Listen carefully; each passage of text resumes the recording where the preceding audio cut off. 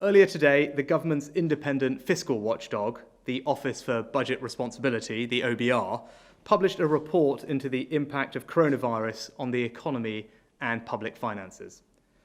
It is important to be clear that the OBR's numbers are not a forecast or a prediction. They simply set out what one possible scenario might look like, and it may not even be the most likely scenario. But it's important that we are honest with people about what might be happening in our economy. The OBR's figures suggest that the scale of what we are facing will have serious implications for our economy here at home, in common with other countries around the world. These are tough times, and there will be more to come. As I've said before, we can't protect every business and every household. But we came into this crisis with a fundamentally sound economy, powered by the hard work and ingenuity of the British people and British businesses. So while those economic impacts are significant, the OBR also expect them to be temporary, with a bounce back in growth. We're not just going to stand by and let this happen. Our planned economic response is protecting millions of jobs, businesses, self-employed people, charities, and households.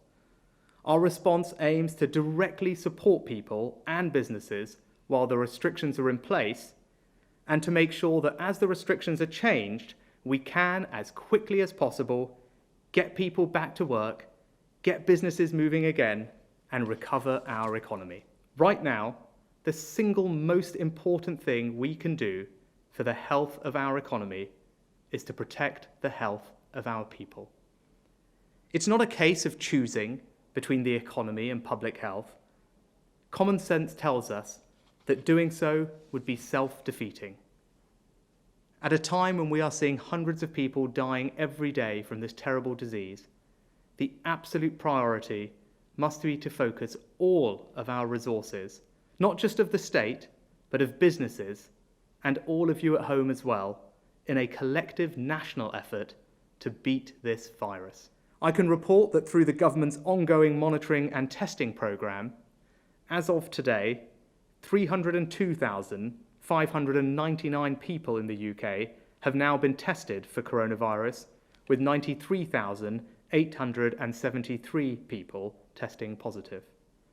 19,706 people in the UK have been admitted to hospital with the virus, down from 20,184 people yesterday. Sadly, of those in hospital, 12,107 people have now died, an increase of 778 fatalities since yesterday. Our thoughts are with the family and friends of all those who have lost their lives. These figures are a powerful reminder to us all of the importance of following the government's guidance. Stay at home, protect our NHS, and save lives.